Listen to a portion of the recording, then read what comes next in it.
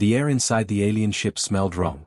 Jake Morrison tried not to breathe too deeply as he stood in the detention cell. Everything stank of chemicals and something else he couldn't name. Something that made his skin crawl. His Earth military uniform was torn in 3 places. Blood had dried on the left side of his face where the blue alien had hit him. The cut still throbbed with each heartbeat. His hands were locked behind his back with some kind of energy cuffs that felt like they were burning through his wrists. The Thraxian guard was huge. At least 8 feet tall with bright blue skin that looked like it was made of stone. When he spoke, his voice sounded like 2 pieces of metal grinding together. Captain Morrison from the Earthship Pioneer, the alien said, reading from a glowing tablet. You broke Trade Protocol 47 Alpha. You entered restricted space without permission. Jake's jaw hurt when he clenched it, but he couldn't help himself. The anger was building inside his chest like a fire. That space wasn't restricted yesterday, he said through his teeth. You changed the rules overnight. No warning. Nothing. The alien had 4 eyes.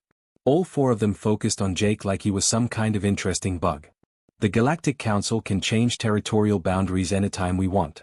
For security reasons. Your ignorance is not our problem. Security. Jake wanted to spit. He thought about his ship's cargo hold. Boxes and boxes of medicine. Antibiotics. Painkillers. Medical equipment. All of it heading to the human colony on Kepler 442. The colony was dying. A plague had hit them 6 months ago. Children were getting sick. Families were losing their loved ones every day. The Galactic Medical Consortium had medicines that could help. But they refused to sell them to humans. They said humans weren't important enough. Not a priority species. So Jake and his crew had gone looking for medicine on the black market. It was dangerous. It was probably illegal. But children were dying. My crew, Jake said. His throat felt raw. What did you do to my crew? They're alive, the enforcer said, like he was talking about cargo instead of people. They'll go to trial on Nexus Prime. Labor camps. 15 to 20 years of hard work in the mines. Jake's vision went blurry for a second. Not because of his injuries. Because of the rage that hit him like a wave. He thought about Amy Foster. She was only 22 years old. Fresh out of the academy. She sent half her pay every month to her mother back on Luna. Her mother was sick with lung disease from working in the old mining tunnels. He thought about Mike Chen. A sergeant who'd been in the military for 15 years. He'd volunteered for this mission because he had 3 kids of his own. He couldn't stand the idea of watching other people's children die when he might be able to help. He thought about Dr. Rebecca Walsh. The smartest person he'd ever met. She'd developed new treatment methods for the plague. She was carrying all the research in her head. Now she'd spend the next 20 years breaking rocks on some alien mining world. All because they'd tried to save lives. You piece of... Jake threw himself forward. His shoulders slammed into the alien's armored chest. The energy cuffs exploded with pain. White-hot fire shot through every nerve in his body. He collapsed to his knees on the cold metal floor. He bit through his tongue. Blood filled his mouth. His whole body was shaking from the electric shock. The alien didn't even move. Jake might as well have run into a wall. Violence against galactic authority, the enforcer said, making notes on his tablet. Additional charges noted. Jake was on his knees. His body felt like it was still on fire. But a memory came to him. Clear as day. His grandfather, sitting on the back porch of their house in Ohio. Telling stories about World War II. There comes a moment in every fight, his grandfather had said, when you realize it's not about winning anymore. It's about refusing to stay down. Some things are worth fighting for even when you can't win. Jake gritted his teeth. The taste of blood was strong in his mouth. He forced himself to stand up. His legs felt like rubber, but he got to his feet anyway. The alien's expression changed. Just a little. Like he wasn't expecting Jake to get back up. You should stay down, human, the enforcer said. His voice wasn't quite as confident as before. It will be easier for you. Jake looked directly into all 4 of the alien's eyes. When he spoke, his voice was quiet. But there was something in it that made the 8-foot-tall alien take a step backward. Easy isn't how humans do things, Jake said. And you're about to learn what that really means. The detention bay fell silent except for the hum of the ship's engines. Jake could feel something changing in the air. The alien was still bigger. Still stronger. Still had all the weapons and authority. But for the first time since they'd captured him, Jake saw something new in those 4 alien eyes. Fear. The Thraxian might not have understood humans very well.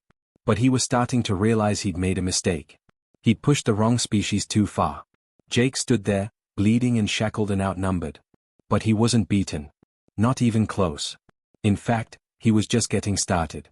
The alien had expected him to beg. To plead for mercy. To accept his fate quietly like a civilized being. Instead, Jake Morrison stood tall and made a promise. Not with words, but with his eyes. With the set of his shoulders. With the way he refused to look away. The promise was simple: this isn't over. Not by a long shot. 3 months had passed since Captain Jake Morrison disappeared into alien custody. Now Admiral David Parker stood deep underground in the NORAD command center, his knuckles white as he gripped the edge of the holographic table. The blue light from the display cast shadows across his weathered face. Around the table sat Earth's top military minds. Generals. Colonels. Intelligence officers. Every single face showed the same thing. Rage. Barely controlled fury that had been building for months. The room hummed with electronics. Screens flickered with data streams from across the galaxy. But the most important information was right there on the main display. Numbers that made Parker's stomach turn. "Tell me the count again," Parker said. His voice was so quiet it was almost a whisper. But everyone heard every word. General Lisa Rodriguez looked down at her tablet. She didn't need to. They all knew the numbers by heart. But she read them anyway. 4 to 7 Earth ships captured in the last 3 months. 2,312 of our people in alien prison camps. Parker's jaw tightened. What are the charges? Everything from territorial violations to... Rodriguez paused, like the words tasted bad. Cultural contamination. Cultural contamination. Parker repeated the phrase slowly. Each word dripped with disgust.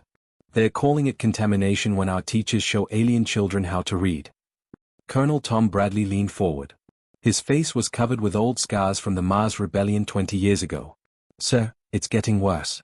We intercepted alien communications yesterday. They're not just targeting military ships anymore." Parker felt something cold settle in his chest. He recognized the feeling. It was the same sensation he'd felt during the Titan Wars when the mission changed from peacekeeping to total warfare. "What do you mean?" he asked. Bradley's voice was grim. 3 civilian merchant ships were captured yesterday. The * New Boston Star. The * Liberty Bell Star. The * Prairie Wind Star. All civilian vessels carrying families. Families. Parker's hand unconsciously moved to the silver star on his uniform collar. He'd earned that star fighting other humans in wars that nearly destroyed Earth. Back when humanity was still learning how to work together instead of tearing itself apart. "Show me the prison footage," Parker commanded. The holographic display changed. Now they were looking at a detention facility on Nexus Prime. The images came from human spies who had risked their lives to get this information. Parker watched his people working in conditions that would have been illegal even in Earth's darkest historical periods. Scientists hauling rocks. Teachers breaking apart asteroids with primitive tools. Merchants digging trenches with their bare hands. Then the camera focused on one face, and Parker's breath caught in his throat. Captain Jake Morrison. But he barely looked like the same man. His face was gaunt. His uniform was gone, replaced by gray prison clothes. Scars covered his arms and face. But even there, even broken and beaten, Jake was helping someone. An injured alien prisoner who could barely walk. Jake had his arm around the creature, helping it move between workstations. "The son of a bitch is still taking care of people," Parker muttered, and there was pride in his voice along with the anger. General Rodriguez continued her report. "The Galactic Council rejected our formal protests. Ambassador Williams delivered our demands in person. They told him that human aggressive expansion needs to be controlled with firm guidance." The temperature in the room seemed to drop 10 degrees. Major Sarah Kim cleared her throat nervously. "Sir, there's more. The Arcturian delegate made a public statement yesterday." She read from her notes. "Perhaps it's time to reconsider humanity's membership in galactic civilization entirely." Parker straightened up slowly. His pale blue eyes moved around the table, looking at each face. These were people who had dedicated their entire lives to protecting Earth. People who had followed orders even when those orders meant holding back. Restraint. Diplomacy. Negotiation. But every human had a breaking point. "General Rodriguez," Parker said, his voice carrying the authority of someone who had never lost a war. "What's the status of Project Midnight?" Rodriguez's eyes went wide. Sir, Midnight is still experimental. The weapon systems haven't been tested in real combat. The new space drives are barely working prototypes. I didn't ask if it was ready, Parker interrupted. I asked what the status was. Rodriguez swallowed hard. 70% complete, sir. Give us 6 months and we could build a fleet that would make the old Earth navies look like toys. Parker's mind was already shifting into tactical mode. The same mental state that had made him a legend during the colonial wars. You don't have 6 months. You have 3. Sir. Colonel Bradley, Parker continued, I want every human asset in the galaxy recalled immediately. Every spy. Every undercover operative. Every alien contact who's friendly to our cause. Bring them all home. Bradley looked worried. Sir, if we pull everyone back, we'll be completely blind to what the aliens are planning. They could be preparing for. They can prepare whatever they want, Parker said. His smile was thin as a razor blade. Because in 3 months, it won't matter what they are planning. He turned to face the massive star map on the far wall. Thousands of points of light showed the locations of human ships, colonies, and citizens scattered across 40 light-years of space. For 70 years, humans had played by alien rules. They'd been good neighbors. They'd followed galactic laws. They'd respected alien customs. And the aliens had repaid that respect with contempt. With prison camps. With threats of extinction. The room fell completely silent except for the hum of computers and the distant sound of machinery deep underground. But Parker could feel something else. Something that made the air itself seem to vibrate. Earth's war machine was waking up. Ladies and gentlemen, Parker said, his voice carrying across the room like a declaration of war, it appears it's time to remind the galaxy why humanity conquered its own world before we reached for the stars. In that moment, every person in the room understood that everything was about to change. The age of human restraint was over. The aliens had pushed too far. Hurt too many innocent people. Imprisoned too many heroes like Jake Morrison. Now they were about to discover what humans were really capable of when they stopped asking for permission and started taking action. The galaxy had made a terrible mistake. They had given humanity something it hadn't had in decades. A unified enemy. A clear mission. And most dangerously of all, nothing left to lose. The rescue operation that freed Captain Jake Morrison became the first shot in what historians would later call the 72-hour war. But Jake didn't know any of that when he woke up. His eyes snapped open like someone had hit him with electricity. The last thing he remembered was chaos. Explosions. The sound of sonic charges going off in the prison camp. Then something impossible. Human soldiers in black armor moving through alien defenses like they were cutting through paper. Now he was somewhere else entirely. Jake tried to sit up but restraints held him down on what looked like a medical bed. Soft blue light scanned his body. The air smelled clean. Medical. Human. Easy there, Captain, said a voice he almost recognized. Dr. Emma Torres appeared beside his bed. She was holding some kind of scanner that painted rainbow lights across his chest. Jake remembered her from his academy days. She'd been one of the best medical officers in the fleet. Emma? His throat felt like he'd been swallowing sand for 3 months. Where am I? Medical bay of the stealth destroyer *Vengeance*, she said, checking her scanner readings. You've been unconscious for 18 hours. Your crew is safe. They're in the next room recovering. Jake's heart started beating faster. How many did we lose? Torres smiled, and Jake could hear the pride in her voice. 0 casualties. Operation Lazarus hit 12 different prison facilities across the sector. We got every single human prisoner out. Not one person left behind. Jake stared at her. That's impossible. The Galactic Defense Grid alone has enough firepower to stop any rescue attempt. They have sensors that can detect ships from light years away. Had, said a new voice from the doorway. They had all those things. Admiral David Parker walked into the medical bay.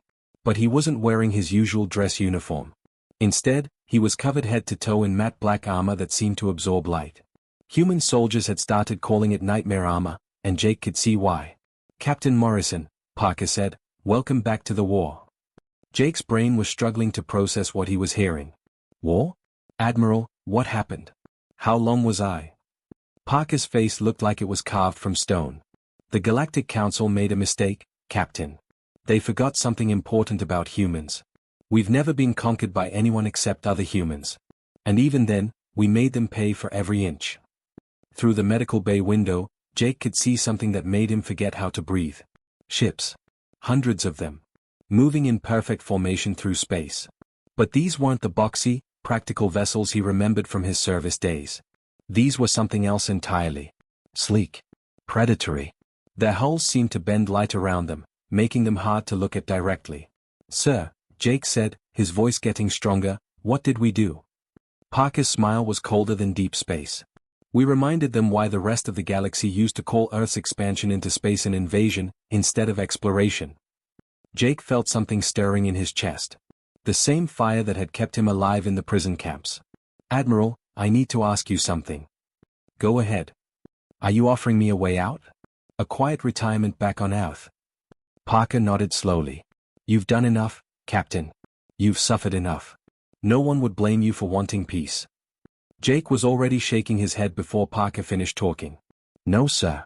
They put chains on my crew. They tortured good people for trying to save children. I want to help finish what they started." Parker's cold smile got a little warmer. "Dr. Torres, how long before Captain Morrison is ready for combat duty?" Torres checked her scanner again. "I need at least 6 hours to finish repairing the cellular damage and fix his neural pathways. The aliens use some kind of pain amplifier that—" "You have 2 hours," Jake interrupted, his eyes fixed on the fleet outside the window. "I want to see their faces when they realize what they've woken up." Meanwhile, on the other side of the galaxy, the Galactic Council was having the worst day in their civilization's history. The Great Chamber on Centraxis was in chaos. Emergency Session 4847 had been called with unprecedented urgency. Representatives from 100 worlds were shouting over each other in dozens of languages. The Thraxian Supreme Chancellor stood at the center podium. His blue skin had gone pale, almost silver with fear.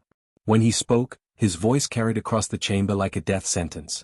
The human fleet appeared without warning in 17 different star systems. At the exact same time. Our sensor networks detected nothing until they were already in attack position.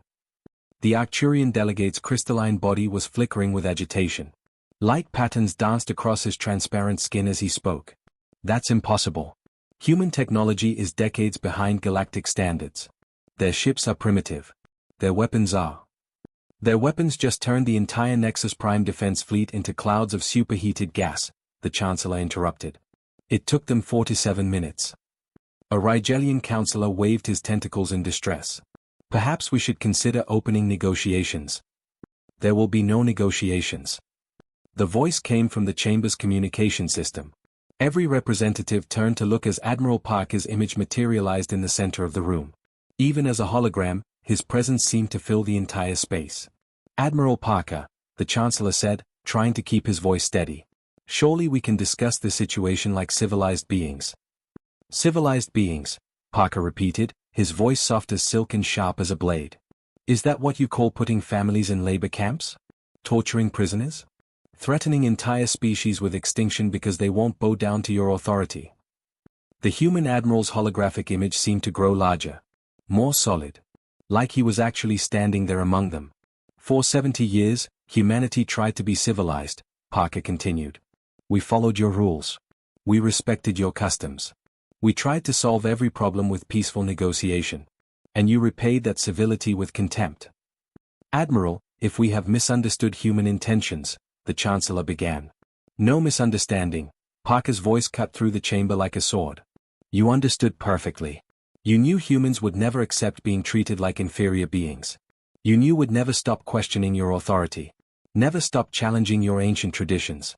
Never stop inspiring other species to think for themselves. So you decided to break us." The chamber fell completely silent. 1,000 alien representatives held their breath. "But you forgot one crucial detail about human nature," Parker said, his voice dropping to barely above a whisper. The silence was so complete that every being in the chamber could hear every word. "We don't break. We adapt. And when we adapt to war." The transmission cut out, leaving the Galactic Council sitting in darkness. Both literal darkness, as the lights had dimmed when Parker's image disappeared. And metaphorical darkness, as they began to realize what they had unleashed. For the first time in their long history, the masters of the galaxy were afraid. And somewhere in the depths of space, human fleets were moving with a purpose that would change everything forever. The Battle of Centraxis Gate lasted exactly 43 minutes. In those 43 minutes, Everything the galaxy thought it knew about human warfare was completely destroyed. Captain Jake Morrison stood on the bridge of the assault cruiser Retribution. Through the main view screen, he watched the most powerful defensive network in galactic history fall apart like a house of cards. His hands moved smoothly across the tactical display, but his mind wasn't really on the battle. He was thinking about the prison camp. About watching his crew suffer for 3 months. About children dying on Kepler 442 while alien bureaucrats decided human lives weren't worth saving. Target locked, Captain, Lieutenant Amy Foster reported from her weapons station. Her voice was perfectly steady, even though she knew she was about to make history. Foster had volunteered for this mission despite being offered safer assignments back on Earth. She wanted to be here. She wanted justice just as much as Jake did. The target on their main screen was massive. The Galactic Command Fortress. 800 years old. Never been conquered. Never been seriously threatened. Until today. Galactic Command Fortress, main reactor complex, Jake announced to his bridge crew. His voice carried across the bridge like a prayer. Or maybe a curse. This is for every human who died in their camps. He paused for just a moment, thinking of all the people who hadn't made it home. Fire. The Retribution's main weapon was something that didn't exist 3 months ago. A quantum torpedo that human scientists had only theorized about until Admiral Parker gave them unlimited resources and a 3-month deadline. The torpedo streaked across space faster than light itself. For just an instant, it looked like a small star racing toward its target. Then the fortress simply disappeared. Not destroyed. Not blown apart. It just ceased to exist. 800 years of alien engineering converted to pure energy in less than a second. The explosion was so bright it outshone the system's actual star for almost a full minute. All across the battlefield, similar scenes were playing out. Human ships were tearing through galactic defenses like they were made of tissue paper. Weapons that had protected alien worlds for centuries were being shredded by technology the aliens didn't even understand. Jake watched fortress after fortress disappear from his tactical display. Each explosion represented decades of alien military superiority being erased in moments. Admiral Parker, Foster reported, Galactic Fleet Command is transmitting on all frequencies. They are requesting terms for surrender. Jake felt something hollow in his chest. Not satisfaction. Not joy. Just the empty ache of a job that needed to be done finally being finished. Put them through to Admiral Parker, he said. This was never about conquest. This is about making sure they never forget what happens when you put humans in cages. On the flagship Earthrise, Admiral Parker was receiving the surrender of forces that had considered humanity barely worth noticing just hours before. The main screen showed the Thraxian Supreme Chancellor's face. His blue skin was almost gray with fear. When he spoke, his voice shook like he was having trouble breathing. Admiral Parker, the Chancellor said, surely you don't intend to occupy galactic space. Surely you don't mean to. Occupy? Parker interrupted, and his laugh was bitter as old coffee. Chancellor, you still don't get it, do you? Humans don't want to rule your worlds. We never did. The Chancellor's 4 eyes blinked in confusion. Then what do you want? Parker's expression grew serious. We wanted to explore. To trade. To learn from species that have been traveling the stars for thousands of years longer than us. We wanted to be part of something bigger than ourselves. He leaned forward in his command chair. But mostly, we just wanted respect. Respect. The same respect you show each other, Parker said simply. The understanding that humanity has just as much right to exist in this galaxy as any other species. And most importantly, his voice turned to steel, a promise that you'll never again mistake human politeness for human weakness. Parker gestured to his tactical display. It showed human fleets positioned around every major galactic world. Not as invaders. Not as occupiers. But as a reminder of what humans could do when they finally stopped asking permission. Here are our terms, Chancellor. Very simple terms. Every human prisoner gets released immediately with full medical care. Reparations get paid to the families of everyone who died in your camps. And the Terran Federation gets formal recognition as an equal member of galactic civilization. The Chancellor was quiet for a long moment.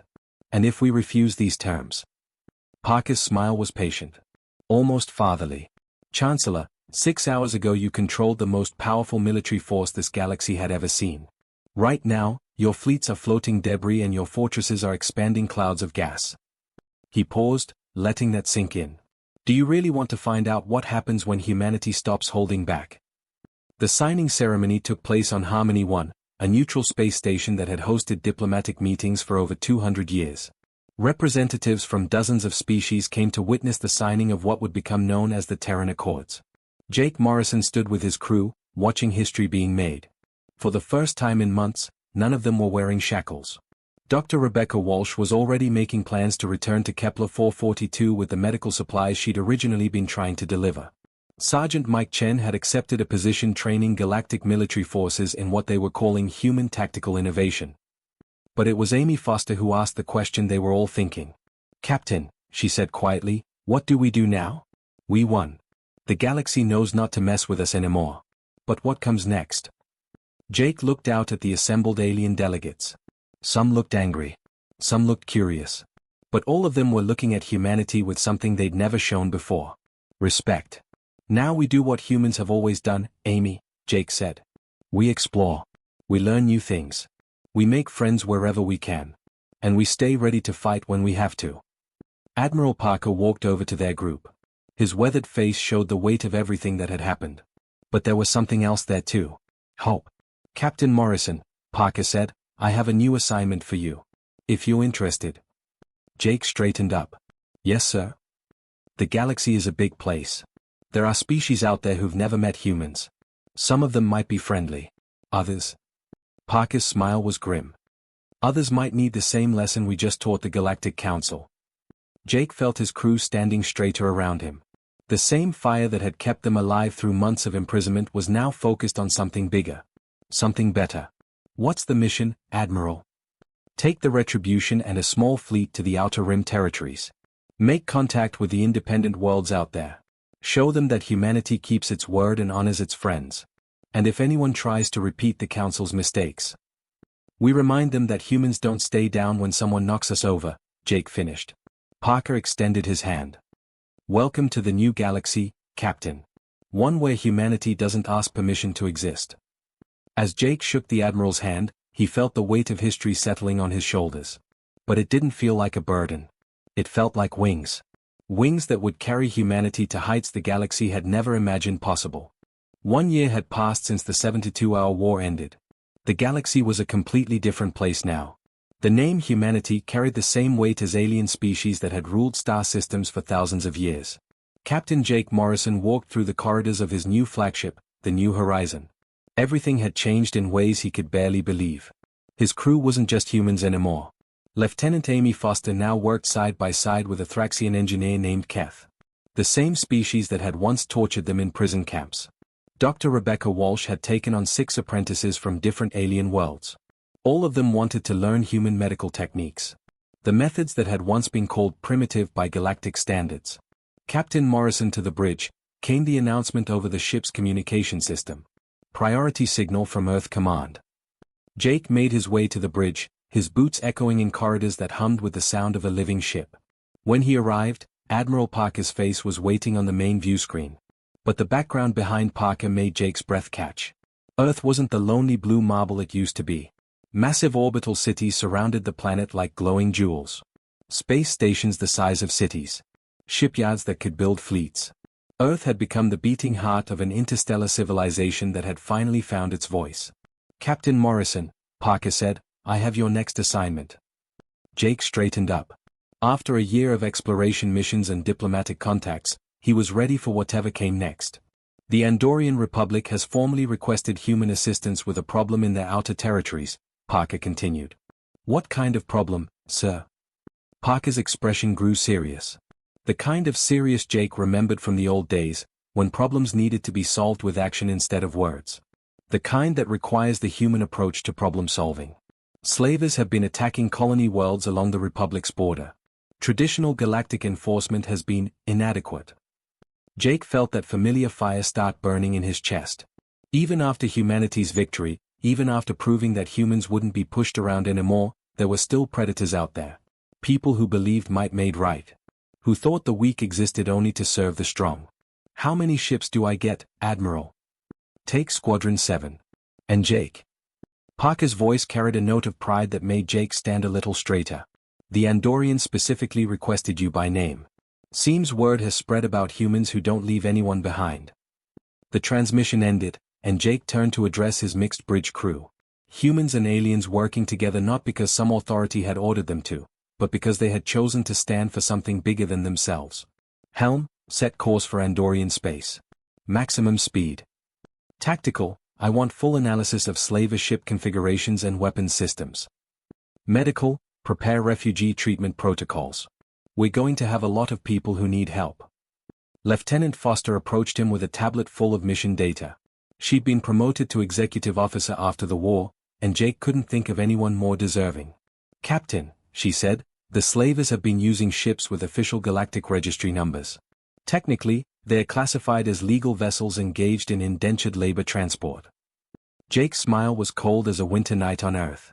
Amy, do you remember what Admiral Parker taught us about the difference between what's legal and what's right? Foster smiled back.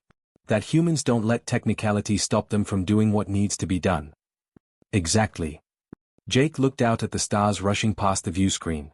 Each point of light might be home to species that needed someone to stand up for them. Send a message to the slaver fleet on all frequencies. Yes, sir. What should the message say? Tell them that the Terran Federation has assumed responsibility for this sector of space. They have exactly 24 hours to release all prisoners and surrender for trial. And if they refuse, sir? Jake's expression hardened. But there was something deeper there than just anger. It was the quiet determination of a species that had learned exactly what it was capable of. Then we remind them that there are worse things in this galaxy than Galactic Council regulations. There are humans who remember what it feels like to be locked in cages. The rescue operation that followed became the stuff of legend throughout the Andorian Republic and beyond. The human fleet arrived to find a massive slave trading operation. Thousands of beings from dozens of different species were being held in conditions that violated every standard of civilized conduct. Men, women, and children from across the galaxy, all reduced to property by creatures who saw them as nothing more than resources to be bought and sold. But instead of the brutal assault everyone expected, the humans did something that had never been done before in galactic history. They offered the slavers a choice. Surrender peacefully and face trial under established galactic law. Or continue fighting and face immediate justice under human law. The slavers chose to fight. The battle lasted less than an hour. When it was over, the slaver fleet was nothing but drifting wreckage and expanding clouds of debris. But what happened next truly showed how much humanity had changed the galaxy. The freed prisoners represented 23 different species. Instead of just being released and told to find their own way home, each person was given medical care, psychological support, and most importantly, a choice of where to go next. Some chose to return to their homeworlds. Others, inspired by what they had witnessed, asked to join human crews. They wanted to be part of something that would stand up for people like them. Among the freed prisoners was a young Rigelian named Velkoth. As the New Horizon prepared to depart for their next mission, he approached Captain Morrison. Captain, Velkoth said through his translation device, my people have served the Galactic Council for 3,000 years. We followed orders. We respected authority. We never questioned the way things were. Jake waited patiently as the young alien struggled to find the right words. But watching you fight for beings you had never met before, for no reward except knowing it was the right thing to do. Velkoth paused, his alien features showing an expression Jake was learning to recognize. Hope. I want to learn to be human, the Rigelian finally said. Not to change my body, but to learn to think the way you think. To see the galaxy the way you see it. Jake looked around his bridge. At the mixed crew of humans and aliens who had chosen to serve together. Not because they were ordered to, but because they believed in something worth fighting for. Velkoth, Jake said, being human isn't about what species you were born as. It's about refusing to accept that suffering is inevitable. It's about believing that the strong shouldn't prey on the weak. It's about understanding that every individual matters, no matter what some authority figure says. Jake stood up, his voice carrying across the bridge so everyone could hear. Every person here, human or alien, made a choice. You chose to be part of something larger than yourselves. You chose to stand up when others would kneel down. To fight when others would run away. To help when others would look the other way. He paused, looking out at the stars that no longer seemed cold and hostile, but full of infinite possibility. The galaxy tried to teach humanity to know our place. Instead, we taught the galaxy that there is no place for any thinking being except where they choose to stand. That's what it means to be human. And that's what it means to be free.